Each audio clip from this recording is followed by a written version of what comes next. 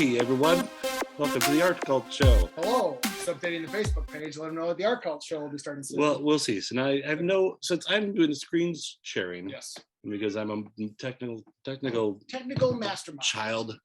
I don't know if it's happening right now because I can't look at it. It's like a quantum physics problem. If I observe it, it goes away. Oh, there you go. So if either of you two, I'll go on my phone too. Or if anyone else is watching, I don't even know. Oh crap! No. They can't. Right. They can't. Look at it then. They can comment to us, but I just don't know how to get. We would love it if you comment. If you're watching and you want to comment, comment. By the way, you may be wondering, hey, who is everyone here on this show? Well, I'm Matt Warzala. Thanks, Matt. I'm Mike Estercon, and our special guest today, Andre Rex.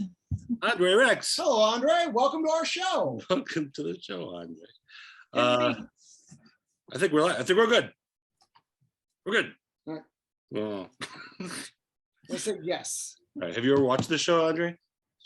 I have missed every episode, sadly, because I've been teaching. Well, good. Well, That is all right. Maybe you can teach us how to run a show because this is pretty darn close to how it normally is. Though you may notice if you are a longtime viewer or even just have watched it ever before, that the background looks a little different. The reason the background looks a little different is because we're in a different location today in Mike's spacious manse, because he's an internationally published author. We are in a different room because there's some construction going on upstairs. Exciting construction. Yeah, and we'll give you a little tour a little later, and that'll be a special tour. Nice. Yeah, I love it. although there's literally not much to see. It's just That's all right. taking them down a Maybe walls. there'll be additional content then on the Patreon page. If you're also a regular viewer, you'll know that Matt has trouble opening wine bottles. I do. So, for example, this time he's jammed the corkscrew in. So far, you can't utilize it. As, Yeah, that's how you do it. It's not how you do it. That's why it spirals all the way to that point, Oh, because yeah. that's where it stops, is where they want you to stop. Andre, did you drink at all? Drink wine? Drink anything? I actually do not. It does not agree with me. Yeah. Gotcha. Funny story about wine specifically. Actually, I was talking to some friends one day, and I was like, "Yeah, I actually really like wine. I like the weird buzz you get where your ears go numb." And everyone at the table went, "No, no, no, no. That's not how wine works." And I was like, "Really? Oh, okay." So yeah, it turns out I'm allergic to alcohol.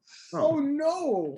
Is that the only way the allergy manifests itself, is by your ears going? No, that's just for wine. I have all sorts of symptoms that I just thought were kind of normal parts of the buzz, and apparently not. So I abstain at this Did point. your tongue ever just become too big for your mouth? You know how when you're just having a beer and then your tongue becomes too big for 2 days? They're like, that, no, Andre, go see a doctor about that. You're like, Yeah, "I not won't quite go." that bad, but yeah, it was one of those moments that you're like, oh, I thought that was a feature. Future on the book. I mean, it's not a fee. I mean, it depends what you're looking for with your alcohol experience. Speaking of alcohol experiences, so today's wine, they're not a sponsor of the show, but 19 Crimes. So 19 Crimes, we're not going to pay you, but if you wanted to pay us. Also, please do remember, you can also become a member of the Wine Club. No one has so far, but if you want to send us $15, become a member of the Wine Club. Not only will we drink the bottle of wine purchased with your money, but we'll say thank you to you. And boy, who doesn't like the affirmation of being thanked on a regionally famous internet show? I forgot about the Wine Club. That's all right. I remembered on the drive over. I was actually thinking earlier that we're not going to have any sponsors. I refuse. No, I exactly. shun all sponsors. No, this is more like crowdsourcing. Yeah. Yeah. Exactly. Oh, well, I'll take money. I Yeah. just don't want to get sponsors. We'll take your money. We just won't answer to you is the thing. It's That's just, right. I don't want to be beholden. I don't want to be beholden. I think technically that's fraud then, but that's all right. What? Taking people's money Mhm. and not being beholden to them? And not delivering on promises to them. Yes. Oh, no, the promise is art. We have delivered. Oh, there we go. Today. There we go. All right. Let's back up though a little bit to introduce our friend Andre.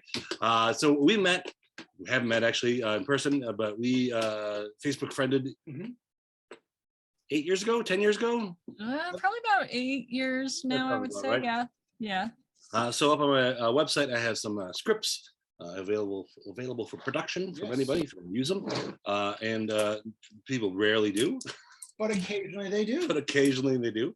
And, People like Australia, for example, which is how Mike became an internationally produced artist. that's true. Yes. And then also Andre, close to Mexico, almost internationally produced. Maybe. Really? Yeah, I could stretch it. Can right? you see it from your porch? No, we're northern New Mexico, so it's way that way. But It's like us to Canada. Oh yeah, okay, that's Kinda interesting. close. Yeah, you could do it in a day. You can Yeah. drive it. You could Yeah. do it. All right. Either way, it's not the point. No. So you're now tell me that I don't know anything more except I don't know if it was your theater company or what you were doing. let's see, how many did we end up doing? I know we looked at a lot of scripts. I think we did 2 of them that were yours for Right. our we did a Valentine's themed show called Love is Never Easy. I know that we did the one in the coffee shop.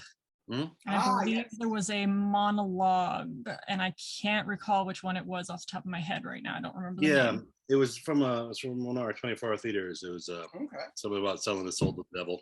Oh, to play Yes, guitar. that one. Yes. It's an ongoing theme in my work, Yes. and I'm not all that religious even. Oh, but the Starbucks one, I remember the Starbucks one. The Starbucks one is quite fun with the robbers that come in to like spice up their love life. Yeah. Yes, exactly. And we actually had a all-female cast on our portrayal of that one because that's who we had in the theater who was really enthusiastic to do that scene. So Perfect. it's kind of adorable because the 2 gals who played the couple, they still refer to each other as their wife, even though like that's not the nature of the relationship whatsoever. But Awesome. Good to know that I've had a long-term effect. Well done. exactly. They're on Facebook being like, "Oh, are you okay, wifey?" and stuff like that, back and forth to each other. It's great. That script has also been translated into some other language, like some East European language, Okay. and video digitized. Like someone made a video of it All right. with really.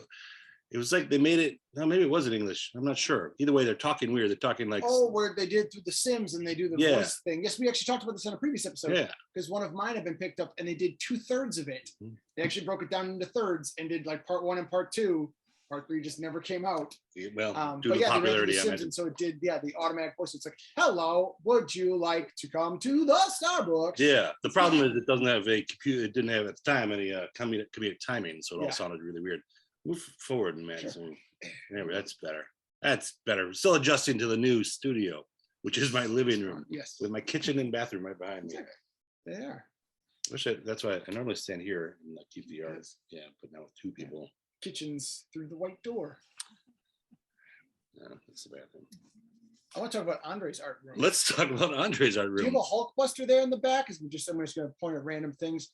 Yeah, I got Iron Man back there. You'll notice that I look over here. My screen is over here. My camera's over here. It's very disorienting to all of my students all the time because they're like, "Let me show you my artwork," and I go, Like, no, look at it over here. And you're like, that's not how any of this works. Validate how it me. So you said art students. So what sort of art do you teach? Might be a My specialty is teaching people how to draw things that look 3D on the page. I also am a certified comic book historian with a certificate from the Smithsonian Institute, which Wow. is a shiny way of saying I'm a huge nerd. Yeah, but you're a certified nerd. Most nerds, Yes. trust me, I've been on the internet. Most nerds don't know one end from the other. And you've got a certificate at least. So congratulations. That's awesome. Thank you. So that's I have a lean toward comics a bit. Mhm. It is very difficult to get children to actually make a comic, I've learned over the years. And so we do a lot of story concept and character design and things. And sometimes schools get a little disoriented, like, well, where's the comic book that they're making? I'm like, no. It's just a process. Yeah. They will make 1 page. And that will be it. It's a book of splash pages. That's what you get for this comic lesson. Well, it's good to learn that Yeah. it takes a while. We actually have a friend of ours, Craig Knitt, a friend of the show, though he's never been part of Wine Club. Remember, Wine Club, send us $15 and we will buy a bottle of wine. And remember, thank you for it. We are not beholden to do any more than that, though, because we will never sell out. We have a friend, though, Craig Knitt, who actually has spent several years working with kids to build comics. He works through the Boys and Girls Club in the area. And so, but even then it's a summer-long process to try and get them to make anything. And I feel like he has an entire team of like 20 kids working to make a comic book. I also feel like he might do a large amount of the He might. comic booking that. Maybe. I don't know. Yeah, exactly. I don't know. But that's awesome. So how did you get involved with the school? Are you a teacher by trade then? I am a teacher by trade currently, yes. I tour some classes around to the public schools. I also am part of an after-school program. Currently, I'm doing that online. I've done private lessons for people who just, are struggling with certain aspects of their art. And so my biggest thing is to tell people like what you're doing is not wrong, because there's no like right or wrong way to make art. Yeah. I'm just going to show you certain techniques that you can utilize, and you run with it in your styles. So there's seriously been this last batch of students I had, some of them were so good that like I was like, all right, we're going to play with shapes. Like what happens if we draw a cat with round shapes? What happens if we draw a cat with square shapes, with triangle shapes? My square cat looked terrible, and I was like, all right, it's a dog. We just learned you can't draw a square cat. Yeah, they showed me up. They showed me up real fast. And I'm like, all right, let's see your work. Yeah, all your cats look more like cats than mine. Great job, you guys. Wow. I'm gonna go sit in an emo corner and grow mushrooms for a while. The student has become the master, and the master. Exactly. That's good. Exactly. Master's gonna take a quick little nap. I'll be back tomorrow. We'll pick it back up tomorrow. Exactly. You already said it, but I didn't listen, or maybe you didn't say it. How old are the kids that you're working with in general? Let's see. Currently, I just got some like 8-year-olds added to the mix. So between like 8 and 17, like all rages in there. Nice. But you also teach all ages. Yeah, you do the online Yes. crap. I got a bigger picture of that. I think you're a show. No, I was going to go to it. Yeah, but Yeah, no, go I'm ahead. glad you did. All right. So for those of you watching the show who are maybe new to Mike's work as well, so one of the books that Mike has written, because Mike is again a multi-time published author as well, is The Continuing Adventures of Byron and Bing. And I'm guessing this is also a way that the two of you continued your relationship then. Yes, Yes. I is, because I see that there's a picture from it. The neat thing that Mike did, the neat hook to this book, is that What? Mike Hey, more or less no. crowdsourced all of the art for it. So throughout the book, and if you watch some of our previous episodes with, say, Jake Barnes, you know that he crowdsourced many different artists to do their take. And I'm not going to do a very good job of holding it up, So you but can it's go also closer. not about these people. It's about Andre this time.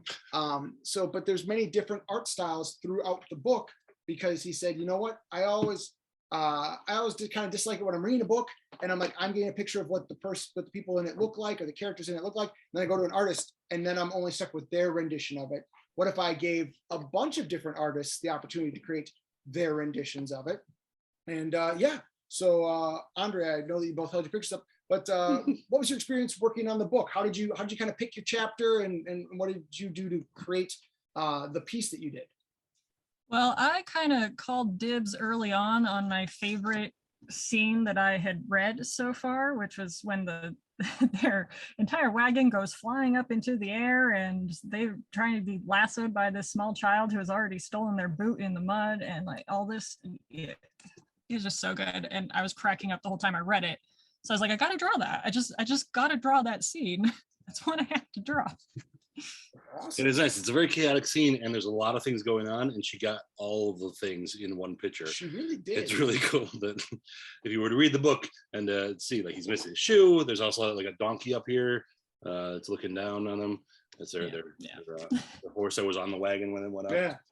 Donkey. You did a really nice job with perspective there, because it definitely looks like it's got this natural rising action to it. Yeah. That you're coming from just below the girl and her pet alligator. I can't remember if it's an alligator or a I crocodile. think it's I should crocodile. remember. Crocodile. Crocodile, because you see it. Pretty fantastic. You could tell by the snout. Oh yeah, by the distinctive snout. You're Yeah. right. Yeah. Even the details. Once Andre did it, you're like, oh yeah, Yeah. that's the snout of a crocodile. Come on. There. They said, let's do this with round shapes and square shapes. You can't do a square. They're like, you can't do a square crocodile. Jeez. But this is actually one of my favorite ones to show in my class for the kind of stuff that I can do as an example, because I busted out my really fancy pencils for that one, which I didn't intend to do, because I was like, oh no, I'm going to do this quick. Like, I'm going to keep it in budget. I did not keep it in budget. So, Yeah. but I'm okay with that, because I chose not to keep it in budget. I was having too much fun with it. So I went ahead and I went totally nuts on it. It was going to be flat color, and I was like, I can't just do a flat color on this. There's too much going on. It needs the full life of it. You might not be surprised how much I convince people to do things for lower than their budget, just because they want to make it better. Yeah. You prod them.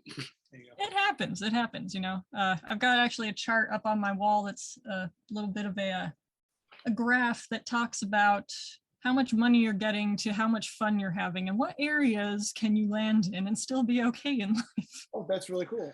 Yeah.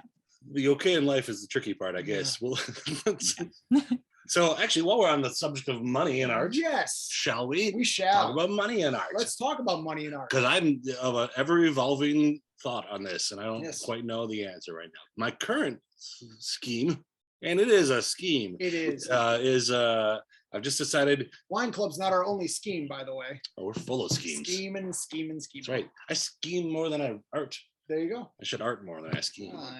You got to sometimes scheme and art It's imbalances. the fun part of I it. have a graph in my house that's got scheming and art and where you can land and stuff fun. It's a single circle. Exactly. It is. It's just the hat and ball trick. That's all it is. Because there's an art to it, but it's also scheming. So what I had been doing for a while, chunk of time, is Yes. try and do a piece of art every day and get it out there on the internet. Exposure. Now, I've worked in the entertainment business for long enough to know that when they say do this for exposure, that means screw you. We don't have any money to pay you, and we don't care or value your thing. We just want your free talent. Mm-hmm. But I thought maybe this was different. Maybe we have a broader reach. I can throw this out there. Mm-hmm. But really, what ended up happening, what I was feeling was I was throwing art out there to the whole world, and every so often someone would like it. And that would give me a little dopamine hit. That was nice. That was the end of the transaction usually. But what I was really doing was just supplying Instagram and Facebook with free content. I'm just filling the feed of other people's things with free stuff for them. And to that privilege, Yes. I get all my information sucked away from my Facebook. And sometimes, if I want the post to be seen more, I have to pay them money for that privilege. Exactly. Pay them for the privilege of creating content for them. No more, I say. No. Parumph. Rump. And so I said, no more. I shall not post these for free. No. If you want to see them, my crappy little art things, you got. They're fine. They're good art. Don't listen to him. If you want to see them anyway, you're gonna have to become a Patreon. There you go. For cheap. It's Exactly. super cheap. It's super affordable. It's $3 $3 or $8 How much a month? or $20. Wait, is $3 the a top month? A month. That's not even $1 a week. That's- You lose $1 a week. I've seen you out and about. So the theory being Yes. that if you had in the past enjoyed the things, if you press the like thing, that's at least 30 cents worth of experience. Exactly. You can then give me that money. Yeah. And then I'll be able to produce more. And then also the art I do produce will be going to people who've already prepaid and already predisposed to my artwork in Your general. art styling. And also people I want to be looking at my art. There you go. I want to share with them. No You more know look why? and lose. Because they're my friends. Yeah. So there you go. So I've now started holding my art hostage and publishing pictures with it very censored. Yeah, no, I like it. I like the way that you censor it. See how it It's a very goes. creative way to do it. And for those of you, it's also in a way frees up your friends, because for the cost of $3 a month, you don't have to feel like, oh, I got to go out to the page and I got to like his each time, because it'll make him feel better and it'll help drive up views in that. You just throw him the $3 a month, and hey, you've helped him out. Yay! You could show up the page whenever you want. Scroll through in one day if you want. Exactly. Whatever. Make a weekend of it. Yeah. Make a weekend of it. So I started doing that, and it's worked okay so far. I've gained 3 new followers since I started doing that. And you know, I've been doing it for like a week. We haven't even had one of these shows since he started doing it. So now a whole extra person knows about it. Yeah. I'm assuming these shows will be like fundraisers, and Yes, exactly. we'll start having a tally if I can figure out the tech. You want to add a rolling tally Yeah. icon on Yeah. this. Like the Home Shopping Network. Like We're people lucky who, we're gonna have 2 people people who on buy. the screen. Hey, mock my tech abilities. All right, so that's my current view on things. It's not that I don't. I mean, I would do art for free. Yes. But there becomes a practical, nature of you got a house to keep over your head, food to keep. Yeah. Got a cat. A cat. He is demanding of food all the time. Point of me, I supply for myself. I don't even live here. But the truth is, artists, every artist I've spoken to Mhm. would just gladly just do it for free if they could. Oh, yeah. If that was an option and they could continue to thrive and live, Yeah. do it for free. Which is technically the idea of having a patron in the first place. You are doing it for free then, like they're paying for all the things you're having go on, and then you just create art. Like, that's how it works. So that's my latest thought. Where are you at? Because I know you've had different things for sure. Like I know the Drawleen, there's been ownership issue or concerns and stuff like that, or other stuff. Tell us what's your latest theory on how to do this? All the stuff. Well, I'm actually liking the model that you're using of putting more stuff up on your Patreon, which I am trying to focus on some of that. The biggest hurdle that I currently have with art is that if I'm not making stuff for children to copy me, I'm not making things. So I am making some very silly stuff like jellyfish made out of paper bowls and ribbons. But it's, you know, it's really enjoyable to make this stuff.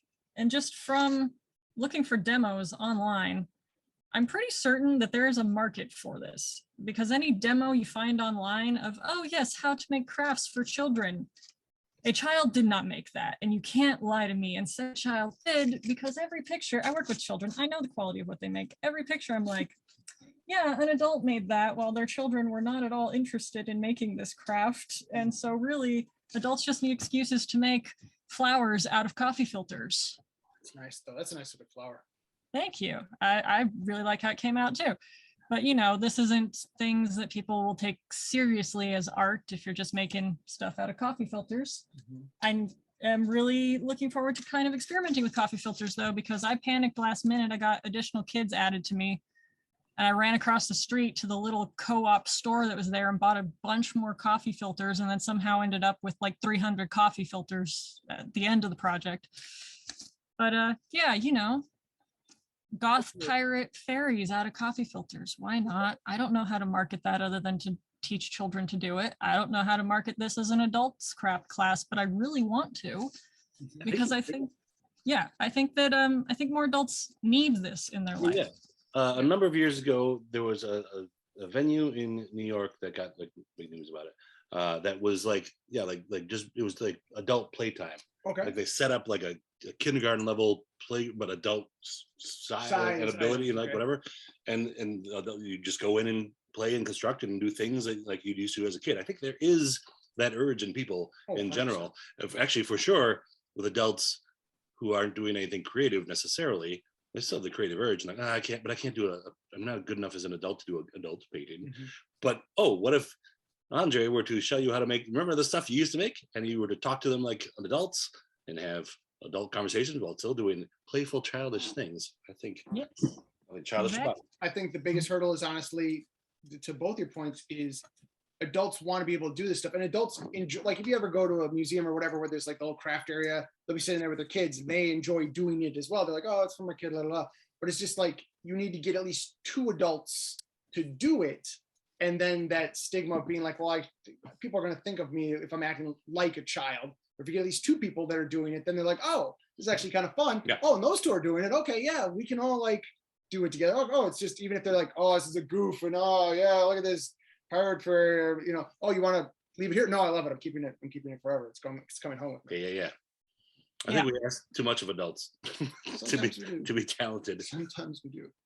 For real though, I mean, I have firmly for a very long time been like, I'm never going to grow up. That is very optional. Yeah, well, it is very optional. Yeah, but that's part of why I connect with the kids so well, is that I still very vividly remember lots of moments from childhood, most of my childhood, unlike a lot of people who are pushing 40 at this point. I remember my childhood very vividly, so I can connect with small children on that level. The other day I had to actually raise my voice as a theater person to that level, like I was in an auditorium, to get the kids to sit down. I hate doing that. But I told them afterward, I sat down, tried to talk to them very calmly, and I was like, you know, like, you guys be a little more mature. And one of them in the back just stands up and goes, you say be more mature, but we are 12. All right, that is fair. That is fair. Please just act 12, you guys. With 12-year-old lawyer. You asked too much of us. Yeah. But I mean, so I had a point I was getting to with that. I don't know what the heck it was now. I'm sorry. We'll look back at the tape. Exactly, yeah. It's about growing up and that sort of thing. I was going to say, also speaking of doing art for kids, I will tell you right now, based on my own kids, there is a cottage industry. If you could figure out a way to teach someone how to draw every member of the NBA, because my kids are constantly looking for those how to draw videos, and they just keep pulling out the more and more obscure people. And for the most part, it's like someone drew a picture of it and they tape themselves doing it. So there's no steps to it. Or there's like, you know, there's like 5, there's like LeBron, Kobe, Michael Jordan, and like that's basically it. And maybe Giannis, and that's it as far as like this is how you actually draw it. So my kids will sit there and they just wish they could have a video showing them how to draw these people. And I'm like, just dawned on me now, I'm like, that would really be if you could draw or draw in that style, you can create these step-by-step videos. Kids would love them as well, you know. Kids really love drawing, and they like to be able to just pull up a video and just watch 10 minutes of someone like, this is how you draw it, and they go, there you go. Yeah. So I said the steps, and also draw things they're interested in. Yes, that's the thing. Yeah. Yeah, absolutely. If you don't have a subject that they're interested in, forget it. Oh, the number of times that I've drawn SpongeBob in my life at this point. Like, But how do you like those Among Us characters? Boy, oh boy, I bet. okay, no, I do love those guys. And in fact, it got to the point that kids were telling me, like, Andre, that's not cool anymore. Like, Among Us is Was like, it not cool anymore? you're like so cringe. I'm like, okay, thank you. I'm gonna keep doing it. Yeah. It burned so hot that it burned out pretty quick. It did seem like it was gonna go away fast. Yeah, I have done some good fun sketches of Among Us characters though, where we like, all right, so today we drew like Stitch from Lilo and Stitch. All right, I'm gonna draw him as an Among Us character down here in the margin too. Just put the ears on him. There we go, ta-da! Labeled it blue as sus, and there we go. So I was gonna put information about you in the description of this video, and I was having tech troubles. So either way, we'll post it when we post it later. I'll update that, or if you want to say where people can find stuff of yours. But one of the things you do is, speaking of pop culture stuff. Yes. Look at this transition. You regularly do TikTok videos, or it's on TikTok, where you're in cosplay of different characters, and I know you have at least one Teenage Mutant Ninja Turtle, some Sonic thing, Ooh. and then a number of your own creations as well, which is another cosplay level. Tell us all about that. All right, yes. So I got on TikTok 3 or 4 years ago now. It's been a while. But basically the platform is really perfect for people who like to cosplay, because you can, pull up any audio and lip sync to it. And so it just is a really good outlet for it. But I've always done costuming and things. I do have a lot of original characters. And I just recently put a bunch of that up on my website. My website is resuki.com, RESUKI.com. And we can, get all that put down someplace. But yeah, so that's also my screen name for Patreon and Ko-Fi, where I am going to be promoting more of my cosplay stuff, because again, I am not making any art that is not these sorts of ridiculous things like a mouth made out of a paper plate that I still need to paint the outside of as a demo for kids. But Holy mouth. I thought you said a mouse. I thought you said mouse as well, actually. I guess it could be part of a mouse. Exactly, like the largest mouse you ever done seen. Gigantic. Well, RUSs. I'm going to interrupt you on your thing about TikTok, because I want to bring this up in general. That while you may just be making those like in physicality, though, you're constantly creating things in general, and that's why I was going to go with my on the Patreon page. The Patreon, I've promised at least one image per workday, so art per day. But I'm also going to post other things I do, and we'll get into that like that. So like this would, like if you do a TikTok video, that would count. So that on their Patreon page, you could see this. If they did see it before or at the same time, doesn't matter. Just knowing that if you are, I'm thinking the goal with your Patreons would be like, at least they're doing something. They're creating something. And the Patreons feel happy that they are allowing us that time to create something. And something doesn't have to be whatever. It could be whatever. It could be videos, could be short thing, or it could just be like this conversation or whatever, if you just want to tune in and have a conversation. So it doesn't have to be whatever you got. Give me him a iPad. Yeah, exactly. And so I don't want to limit myself anymore, because I, have been thinking in terms of like, oh no, that's just like something that I'm doing goofing off. And it's like, okay, but when I revised my website, I put down the estimated time that each of these costumes takes. Mickey Smalls, my Frankenstein monster, patchwork face, full wig, full costume, 2.5 hours probably to get into that. Wow. So this is also why I'm up till like 3 a.m. shooting videos, is if I spend 2.5 hours getting into this, I'm not going to shoot videos for an hour. I'm going to get a backlog.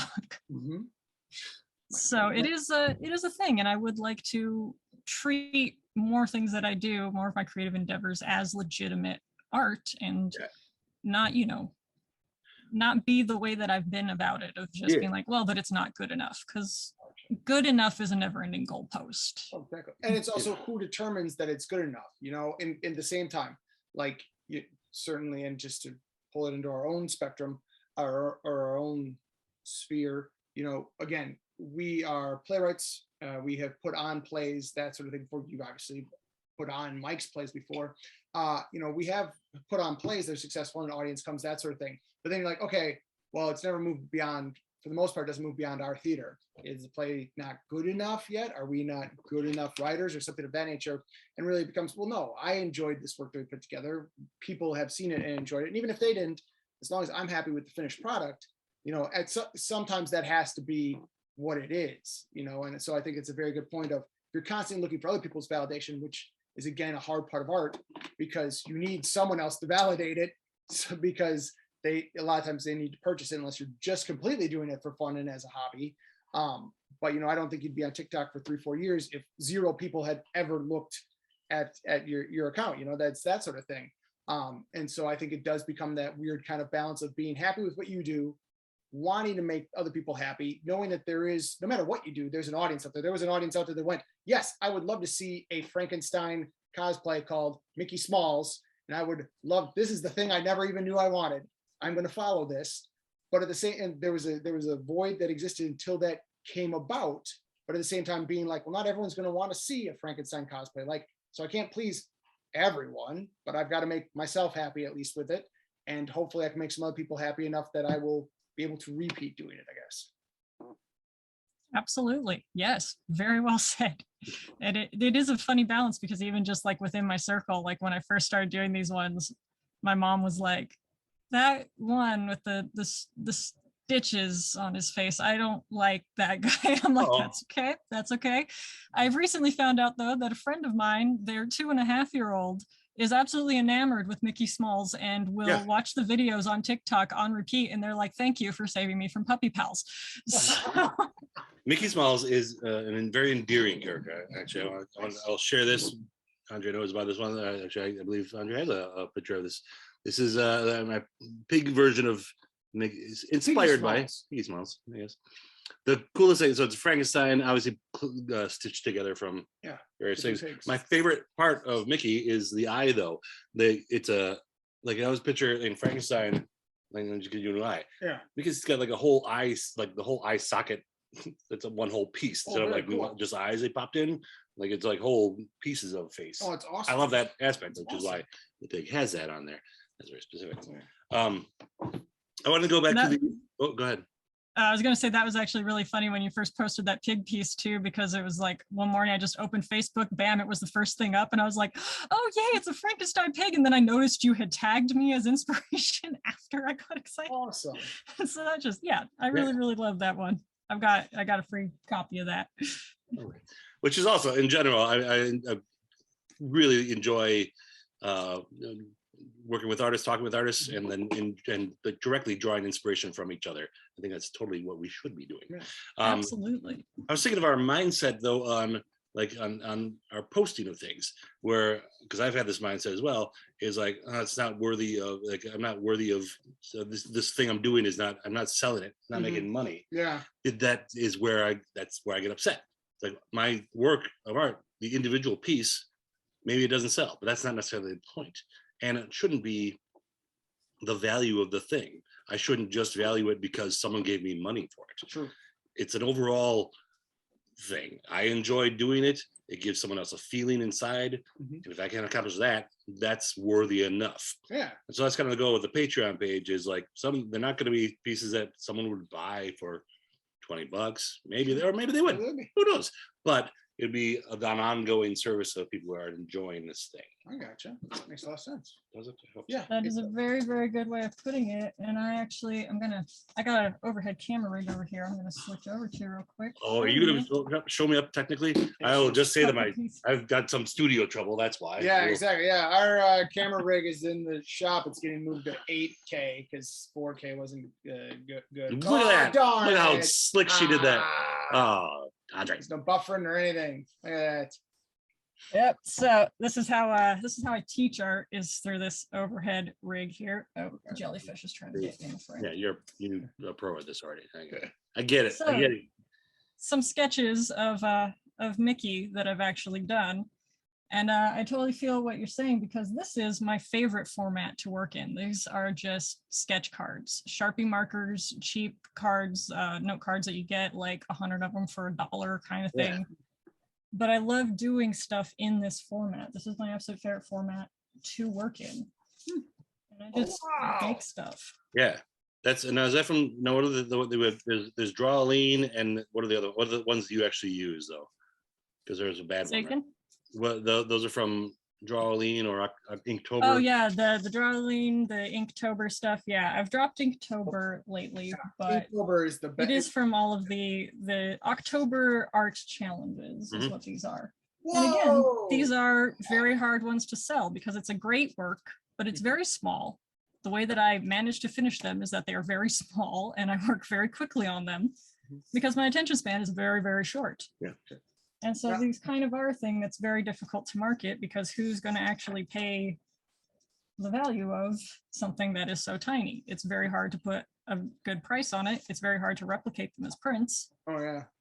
Going through a Patreon though is really the way to go. Ghouls just want to have fun on that one. Oh, Cyndi Lauper Ghoul. Oh my goodness, it's great. And so it's just all of these kinds of things. And these are very, again, like I said, it's hard to figure out the value of it. And so thinking in terms of Patreon. Spider-Gwen and Miles Morales Gwen. Yes. And so thinking about that kind of stuff, I think that Patreon is a really good platform for these things, because you can just create. And if any of these would make, say, a good sticker or a good product, that can happen later on, but you're still, you know, just creating. Yeah, here's some that I did sequels of. Now, knowing you're a comic book person, going back a couple, was that Ambush Bug or was that just an alien? Just an alien, random alien. Okay. As far as DC is concerned, it's just an alien. Just aliens, you know. Well, they're having a nice little conversation. Very nice little conversation. And finally, of course, because I'm very goth, do you have existential dread, bro? Edgar Allan Poe, by the way, famously became way more prolific once he picked up a Patreon. When someone was paying for his magazine, suddenly stories took off to the roof. Paying for his opium. Exactly. Well, I mean, you know, guys got to have hobbies. It's an Edgar Allan Bro. Edgar Allan Bro. Oh, you know, bro, they started paying for his White Claws. And, now, real talk, how many books did you get in on that postcard? And you went, oh, why did I pick so many books? No. I mean, you want to see the box that I have of how many of these I actually have?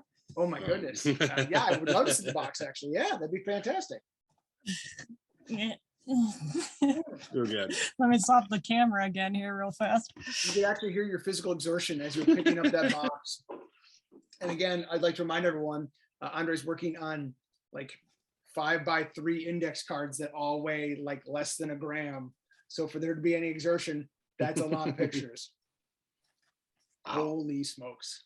Now, have you not sold those because you don't want to sell the original ones, or you don't feel you can? I've tried listing a few originals on Etsy before. I think that it was an undervaluing myself issue was another part of it. Because there is a interesting phenomena in art where if you undervalue what you're making, people are going to look at it and decide that it's not even worth that and not give it a second look. So at the time I was definitely undervaluing myself. I am trying to figure out what the value of these is though, and I don't quite know. And there are some that I'd be very sad to part with, I won't lie. Right. Well, that's a problem I have with I have a pile of lunch notes as well, or just that's an overall. If you will. There's overall problems with selling art, especially if you have it around for a while. You start to grow attached, and you're like, no, I like this. As soon as you give it human emotions, it becomes real hard to get rid of. Yeah, yeah. Start naming it, feeding it. You know, and sit next to you while you're watching TV. It's weird. It's weird here when I stop by. Please buy Mike's art. He's got a. I do have a pile of stuff down there. Yeah. Collection. Once again, a collection of art. I'm here to help. A collection of art that could be yours. Make Mike an offer. We do have his website up on the Facebook part of it. It's essercon.com, correct? Yeah. Well, yeah. Within all of our Facebook profiles, you Mhm. can surely find how to Surely. get our stuff. Surely, Okay. we'll promote us to each other as much as we can. Exactly. We'll do our best. And wine clubs. Remember, send us $15 and you can buy us a bottle of wine, and we'll be sure to thank you on the next episode. Who doesn't like the dopamine of a locally famous talk show promoting you for buying us wine? Thanks, Matt. You're welcome. Boy, that commercial break means it's time for one thing. All right. It means it's time for what you working on now. So smooth. Yep. So each of us will say what we're working on right That now. sounds good. Who wants to do it? I should devise a way to Should. organize, like who goes first. Yeah. And then we're all silent. All right, Andre. It's Oh, sorry, noses said it Those was. All right. Those nosies. What you working All on right. now? All right, I got a work in progress here to share. Ooh, It is log cabin inside of the Beauty and Beast mansion. Yes, actually, basically that is essentially what this is. This is a map from an RPG that my fiance and I were running. And this is the lobby of this very creepy big mansion that just has a log cabin in the lobby as one of the creepy features of it. Oh, wow. That is a creepy feature. And so this is actually something that we're working on as a big project that we would like to crowdfund at some point. That's basically we're figuring out what RPG system we want to run it on, if it's like a 5e system or what other dice systems, what have you. Nice. But it's a survival horror story about going to a great big mansion in the middle of nowhere and getting snowed in and having to encounter all the weird creatures that live there and figuring out which ones are friends and foes. That sounds really cool. That Thank is really cool. Are those, So we ran that on a beta test with some friends for a year that just wrapped up. So we got to start writing a lot of content to make this into an actual game book and market it to other people so other people can torment and kill their friends in this world that we have created. Nice. Now, when you did this, so again, you just said that you did it for over a year, Andre and their fiance, and the kind of horror survival RPG that they've created. So in doing that, were there any like neat surprises where the people you were playing with suddenly started doing things with the game where you're like, no, that's not up. Well, actually, that's kind of cool how you're doing it. Why don't we write that part in? Quick, make some notes. I mean, that happens with any campaign that you run. We learned a lot. It's an expansive world. It's one that we've been working on for a very long time. And we kind of just turned them loose in it and then went, okay, yeah, this is way too much. We got to scale this back. Let's lock them in the house next time. And that's book 1. And then we can get to like everything else on this mountain. Yeah. But it was a little overwhelming for our players, I won't lie. But we learned that as we went and figured out how to pivot. And yeah, a lot of them did do stuff that we were like, wow, I didn't expect that. And now we're going to veer off over here and we're going to figure out this entire section that I did not have anything planned for, but I will not let my players know that. Why are you in the janitor's closet? That's not even, the door shouldn't even opened. How did you roll that? I gotta give you back Pretty some much. brooms. I gotta take a nap Pretty now. much. So- And we're also very good at yes and because we're both actors. And so mostly like when they would say something, we kind of like turn to each other and be like, I did not anticipate that would be the reaction. Do we roll with it or are we going to correct that? And most of the time we rolled with it. There was only one time that I really had to like correct what a player was doing. And it was that she got it in her mind that we were in a time loop. And I was like, okay, I see where that came from and that's my bad, but no, absolutely not. We're not doing time travel too. I got too Oh, much that happening. does seem a little, time Yeah. travel does seem like a pain to figure Yeah, out on the yeah. fly. Yeah. But you know, any kind of game like this, the players definitely it's always the joke of like you craft this perfect thing and they go that way instead. But we're adaptive enough that we can kind of run with that. And it's all text-based at this point. Like we do a Discord server, people post in order and react to things, you know. Yeah. It's also a creative writing exercise. So that part of it I find very fun as well. Is that the Avast Me Plotties? Is that your thing? Yeah, Avast Me Plotties actually just wrapped up this week, so that's not a project we're doing anymore, but it was along the same lines, yes, that it's a creative writing exercise. Currently, all of my Discord servers have rolled up, or I would be promoting some, but if you get on my Patreon or my Ko-Fi, I will be dropping information about projects moving forward that are like that. Nice. Yes. Cool. I've been told to do Discord, but I've not got there yet. We have not yet gotten to that. Hey man, one step at a time. So the next time we have you on the show, we'll be on the Discord. And Yeah. so then we can co-promote Discords and that sort of thing. And maybe you'll be ready to roll out the book at that point. Sure. I don't know. Maybe next time. I don't know. Well, the next time you're on the show. exactly. Perhaps. Next time Who Honor's knows? on the show. Who knows? Exactly. If you enjoyed it, maybe you could be a weekly guest. Although we do the show bi-weekly. Yeah, exactly. So you're going to be really lonely like every other week. And you're going to be joined by us on those other weeks, and it'll be amazing. It'll be like a time loop, which this is not. Remember, it's not a time loop. Not a time loop, not this time. You had said you had acting experience good with the essay, and do you have improv? We're both from an improv background mostly. Yes, and we are. Performance-wise. Do you have improv background in your life? I do have, yeah, to some degree, I do have improv. One of the major places where I do still currently do improv stuff is that I volunteer at a Ren Fair every year.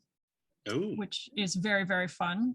Yeah, me and my fiance have been volunteering. It's 12 or 13 years now that we've been doing this Ren Fair.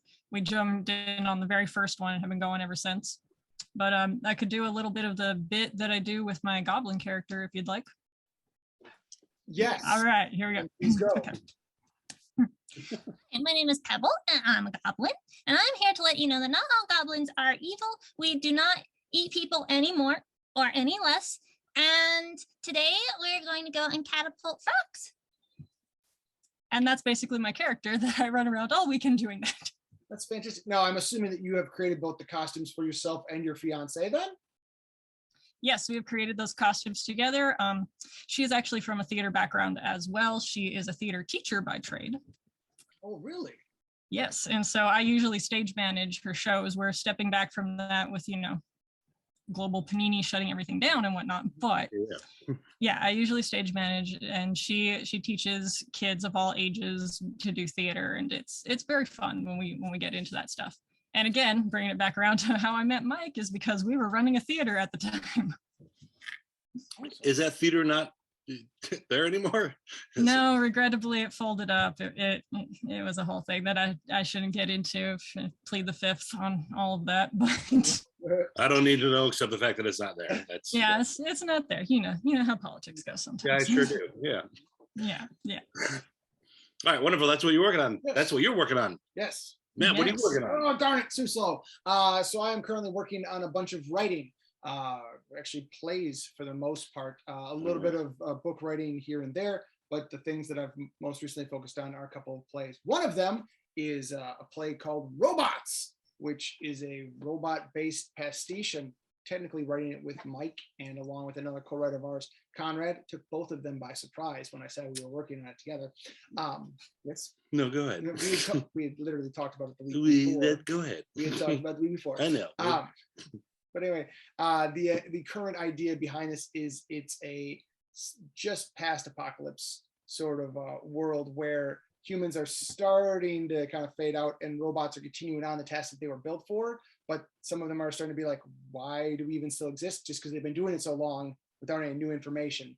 And the kind of hook at the moment is like a children's show that these robots have been on, and they just keep chugging along with it.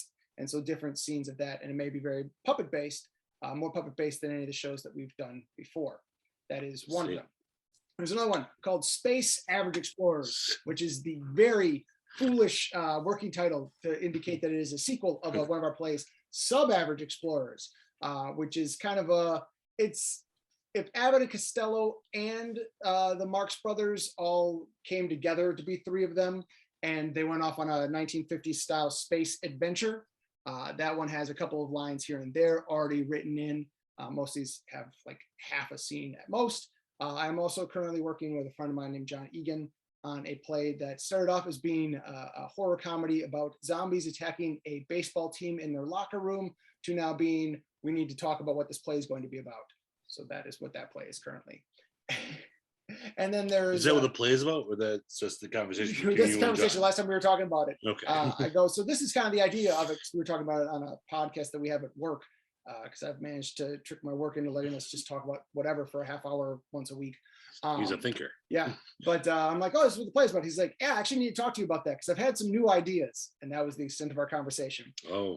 And such as theater. And then the last one is a play. It's a farce. It takes place technically at a supper club, mostly in the kitchen area, because I really wanted to have the swinging door. I just love the idea of a swinging door in a farce. Mike is already head in hand because he usually directs / stage manages most of it. And because we are Cardboard Theater, that's the main production company we put on, everything's made of cardboard. And so building a cardboard swinging door that will not only last for at least 3 weeks of practice, but also 2 weeks of shows is quite the feat, which is why Maggie, you're wonderful in advance. Thank you. But yeah, so those are the main things that I am working on at the moment. That's lovely. Thank you. You are welcome. Thank you for that, Just man. making Mike get sad. No, it's fine. That's great. I was gonna show. Yes. I was also all this time I was looking for this, so I was barely listening. That's to okay. it. It's all right. Plus, that wine is feeling real good. Yeah, again. Wine Club, $15. We'll promote you. You've heard it already like 4 times today. I will show you this in a second. I'm working on the showing this. I want to show you this. I'm waiting. But I to will tell you what I'm working on waiting to tell now, and then I'll show you the thing I'm trying to search Sure. as I'm doing it. So Sure. I have a new play that I'm directing starting tomorrow. I got auditions Yes. tomorrow. It's an Abrams play called The Foreigner, Mhm. which is a play that the first play that I was ever involved in as a freshman in high school. And so now I get to direct that play. That'll be fun. Yeah. But it's a classic, we call it a classic like community theater Yeah. play. Yeah, nice. it's a It's well-known nice piece. play. So I'm starting that tomorrow. I have auditions for that. Then the other thing I was going to show us, I'll keep trying to find it. Sure. I have pictures here, Okay. but I can't access them, of our previous Cardboard Theater production. I'll Ah, show that in just a little Okay. bit. sounds So the other news I just got right before the show started Yes. was I had entered a piece in a local art gallery competition event. or just thing. okay? Yeah, an event. Yeah. I mean, it had to be juried in, Ooh, nice. All right, so yeah. it's already been prejudged. Prejudged. The local gallery down the block here called the Artless Bastard. Artless bastard indeed. It's a little teeny. It's the fun side note. Yes, tell her. This Tell her, gallery tell her. is in the location that our improv comedy club was in Yes. a couple years back. One of the times. Speaking of theaters being able to commiserate, Andre, in the last 10 years. I average one every 4 years. Yeah, exactly. And fortunately, though, the last 4 of them have all been within like the same 1 block radius. So at least you know the audience is there. Right, hold on, Went from wait, hold on, wait, hold on, Sure. hold on. Huh? Mhm. Yep. Yep. And there. All right. Yeah. All right. Most of them have been moves by our choice. Yes, almost all of them. 2/3. Exactly. 1/3 has been not by our choice. We Exactly. had Those to people move. aren't watching, so they've all been by our choice. Oh boy, the ones not on choice are. I mean, the moves by your own choice is difficult enough. Difficult enough, yeah. The move when you gotta move. Either way, this other one was less of that. We just moved we expanded to a new Yeah, space. exactly. And then we had some struggles along the way. All that is. And someone looked at the space and said, "Boy, this makes me feel like an artless bastard. That'd be a great name for an art gallery." They were a smaller gallery. I think just across the street from us before. Sure. Wow. I don't know. But they had expanded. It's a nice little I space. have heard the name before. I will say that. Yeah, yes. yeah. It was a previous space. So their upcoming one's called Botanicals and Botulism. Plants. Oh. I don't know. Start with a B, something like that. I don't know. But so I presented this painting for them. This is Ooh. a painting we call Sprout. Like he's a little teeny sprout. Oh, Little teeny sprout. So I got that. It's mostly spray paint Yep. and a little bit of acrylic. But then you add the frame to it. Oh, Boom. boom! Look at that. That adds like $200 worth of value. $200 more. So Sprout with all caps right there. yes. So yeah, I just got that email that it was accepted into the show. So I don't know how steep the competition was. Steep enough. Don't sell yourself short. I don't know how steep it was. International artist Mike Estercon will defeat anybody that enters an art show against him. Don't come at me. Yeah, Andre, you stay in New Mexico. You keep your keep art away. there. That's a really good jellyfish. You keep that over there. Keep the jellyfish in your own time zone. Don't send your child army after us. You're a guest All on our right. show. All right, I will behave then. I will behave. Okay. There you go. Good. All right. So that was the latest things I've been working on. The other thing, we had just wrapped up our Cardboard Theater show, our other show that we had done. Mhm. And I was trying to find photos of that. I gotcha. Can you find? Well, there are some photos on it, but I can't had find like photos. a whole file of them. I'm just gonna look for We got- photos from other previous shows we had done. You know, I will. I keep meaning I'll post them somewhere. I'll post them on. That's a better idea. Yeah, I'll do that later. I'm gonna do that later. Sounds- I didn't plan this out. No, you worked. You did your best. And I that's- did. You did an effort. Oh, actually, here's a great example. It's gonna have to be the best picture. But those are the sort of things that Maggie can do. That is a Tommy gun as well as a desk with actual working drawers made entirely out of cardboard. Yeah, this was for a show from pre-Panini called Crime with an exclamation mark, which was a noir pastiche that I really enjoyed. It was our second show that we had done under Cardboard Theater.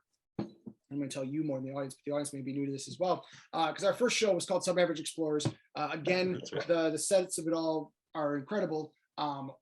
That one was very much like a 1950s kind of screwball type comedy. What Crime was again this noir style pastiche. And so what I really liked about it was the emphasis was almost more on the stylization of it. So it was a lot of kind of interconnected scenes, but not. But what I liked about it is it allowed Mike as the director and Maggie as the artistic designer to really kind of go nuts with it, including the part where I'm like, can you just give one of the actors a Hellboy style hand? And she went, yeah, sure. Why? I went, cuz. And she went, okay, sure. And so she made this giant, like almost workable hand that he just had. And there's never any explanation given for it. And I'm just like, because it's amazing. And that's how you know that he's the evil sidekick. And so that's what he did. I love it. I love it so much. Oh, I love making things out of cardboard. So as soon as I saw Cardboard Theater for the very first time, I was just like, my heart, okay. I wish I was closer. I've done a number of cardboard. If you ever jump back into theater one way or another, I do recommend it as a aesthetic. Two things. One, the audience is kind of weirdly impressed that we've made these things. But frankly, it's easier and faster to put up and take down. And some of the things get putty. And it's this last play, Maggie made like knives and cheese and like smaller things. But it's still like, but ultimately, every Cardboard Theater show we've done has been ahead of production before we get to every other theater show I've done, like the day before, we're still like putting crap together. Painting and all that. Yep. Yeah. No, we're done days before, ready. The opening night is like, yep, let's roll on in and do the show. And it also costs right next to nothing. There's no, you got to get some, get a little thing to cut, glue gun, use glue sticks a lot. But the production cost is like nothing. You don't have to find a car to haul lumber around in or find screws. Yeah. Or suddenly go back to the hardware store because you're out of screws or any of that. Also, moving the sets around, real easy. Just like a stage clear is a lot easier. We don't need 3 people to pick up a piece and move it around. Actually, we had a scene in the Crime show where someone threw a piano at someone else. So we had this full upright piano, and he just lifts it up and throws it across it, and you can do that sort of thing. That's great. The other person caught it. Yeah, we had a scene, multiple scenes where a window broke, and they went through a window because you just make 2 halves of a window frame in cardboard, and then you just have your people step apart, and that's it. The other mantra that we have within Cardboard Theater, which is something we were talking about earlier, was that we're doing plays, because that's what you do. It's playing. We're playing like we played when we were kids. You build a cardboard spaceship when you were a kid, and that was enough for you. And now we're just a little better at making cardboard things, but we're still just playing. And that attitude, that the vibe of just being playful kids again is important for me to harness. Yeah. And I assume for all of us as well. I think so. I think we're doing fine. Yep. I think we're on the same page over here. Jellyfish. Right. There's jellyfish. Johnny Jellyfish. There's a jellyfish. All right, I'm going to share a couple of other things I've been doing. I want to share one that is on the secret Patreon page, and another one that isn't, but might be this week. We'll see. Might be a preview. Nice. Either way, it's like 2 new characters that I've really enjoyed that I made. So this guy, I don't have a name for him yet. My base gender for characters is he. What? This could be whatever. This is a little sad little. He's kind of like, he looks like sad depression. I honestly did not see that. You are putting a lot of yourself onto that character. But he's got a little umbrella full of sunlight on himself. Yeah, and a That's simple little thing. thing. One of our patrons, Erica Larson, Ah, yes. she said it looked like the oh no, I can't remember now. It's from an anime. Soot sprites, kind of like soot sprites. It's probably right in all reality. Yeah, from Studio Ghibli stuff. Yeah, It's little yeah, soot yeah. sprites. Yeah, Yep. yeah. Yep, that's what she said. I was like, oh yeah, it kind of is like that. I also kind of like. Have you guys seen Twice Upon a Time? I have not. A cartoon called Twice Upon a Time. No. I don't think Very I funny. have. I find it amusing. It's George Lucas made whatever. It's animation and like cell and like flat, Sure. really flat animation. Twice Upon a Time, and it's about there's two dream worlds. One that sends you bad dreams, and one that sends you good dreams. And little good dreams are they look kind of like that. And they just bounce around. They jump in people's ears. They give you a good dream. And the nightmare creatures are. Blah, blah, blah. Ah. Gotcha. Either way, that's what I. Must have been very much like a 70s or 80s sort of thing. Yeah, it is. So you really can't get away with having evil dreams attack a child's brain anymore. Yeah, Thanks, woke, Obama. good woke culture yeah, there. Try to send a dream to attack a child nowadays. I'm pretty sure we're good. All right, the other character I wanted to share. This is my new character here. His name is Dumb Bunny, and he's a dumb bunny. This is my dumb bunny. Dumb bunny. He's dumb bunny. He's cute and dumb. There you go. Just loving life. There you go. Now, Patreons know that Dumb Bunny made his appearance today in encountering my other little creation, Critter. But I'm not going to show you that picture. No. I might show Andre after we stop the live stream. For the bonus Patreon footage. Bonus Patreon Which again, you need access to for as little as $3 a month. $3 a month. That's a rounding error. Exactly. Like right? when you're doing your monthly statement, you're like, I'm off. You rounded incorrectly. No, like said 3. You're going through like your thing, and then you're like, oh, I'm off $3. Forget it. Right? Exactly. Right. Exactly. That's the lower end too. If you want to be a real nice person. Sometimes you go out to eat and you accidentally round by like 50 cents. Oh. You do that, you know. Have you gone out to eat? Have you gone out to eat? Do you even eat, bro? Come on. Like, have you gone? Like, it's $50 to like if you by yourself. God help you if you go with someone else. God help you. May the Lord have mercy on your soul. And your wallet, which is now only $3 lighter because you've supported Mike's Patreon. $3, you won't even notice it. But as I'll do, I say $3 is low. You might want to do $3 if you're also going to jump on Rizuki art. Is that how you say it? Rizuki, yeah. Resuki, right?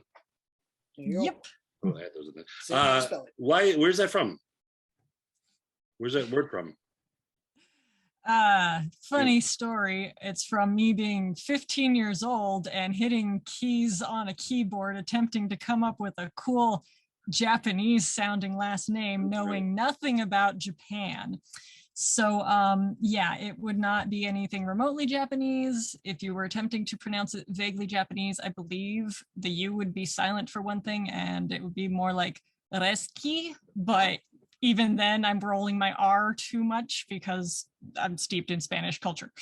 So yeah, I say Risuki. It's literally nonsense that I made up at 15 and it has stuck ever since. Some of the best names really, best artist names really are just something that a 15-year-old came up with, hitting a keyboard, trying to sound cool. And that's the nice thing about internet culture and coming on the internet in the 80s and 90s, being like, what is this? Doop, doop, doop. That's my name forever. Oh, that's true. A lot of people's emails are yes, weird things. Teach yourself a professional email. On a side note, everyone, like, get a professional email. So have you looked? It doesn't actually mean anything. You didn't actually accidentally create a word. Yeah. Again? Have you talked to Asian people at all? Does it accidentally mean something? I have tried to figure that out. I've Googled it multiple times, especially back then. Actually, I Googled it a lot, and I found it on websites that I was pretty sure were just full of like lorem ipsum gibberish. So I don't think it means anything. And if it does, then I will be unpleasantly surprised one day. Well, we have a very large Asian base of people that watch this show. Oh yeah, easily. All right, awesome. Then if anybody knows anything that means, please let me know. And I do apologize for the 15-year-old weeaboo who made it. I understand that it is not remotely anything Japanese. There are worse things you could do. Yeah, that's right. All right. Well, I've shown what I've been working on, or the things I'm willing to show right now Exactly, for free. for free. So you're welcome, Facebook. We've created content for you once again for an hour. That's true. I do, you know, I do feel a little hostage situation with my art now, So which just how close we're sitting? but I'm no, like not letting people see it, Mhm. but I'm kind of enjoying that feeling. Yeah. I like it. Well, I mean, in all reality, when we do our theater or improv shows, we're holding True. it hostage until the time that the show goes on. True. I You mean, have to pay your money they to got come to to pay the front. show. Yeah, you can't just Exactly, walk right? in. Yeah, exactly. Yeah, you can't just walk in. We're not doing it on this. We're not doing improv on the streets. We're not saying, what are you doing on the streets? And then going into a dime store novel and finishing it off with 3 This freeze. is some improv games that he's Exactly. listing You off know, there. As we're puns. doing scenes from a hat for those of you that only watch Whose Lines It End, which is still a fine show and it's a lot of fun. Oh, also nudes will be on Yeah. my Patreon So page. many nudes, just stacks and stacks of them. Just Well, woo. there's twofold here. Wait, what? They're nudes of they're nudes of me. I thought I was have I yes shown you that one anding. yet? Have I shown you that one? You have not shown me that one. I would remember it. Yeah, there's stylized artistic nudes. Go ahead, describe it. Go ahead, describe it. All Matt. right.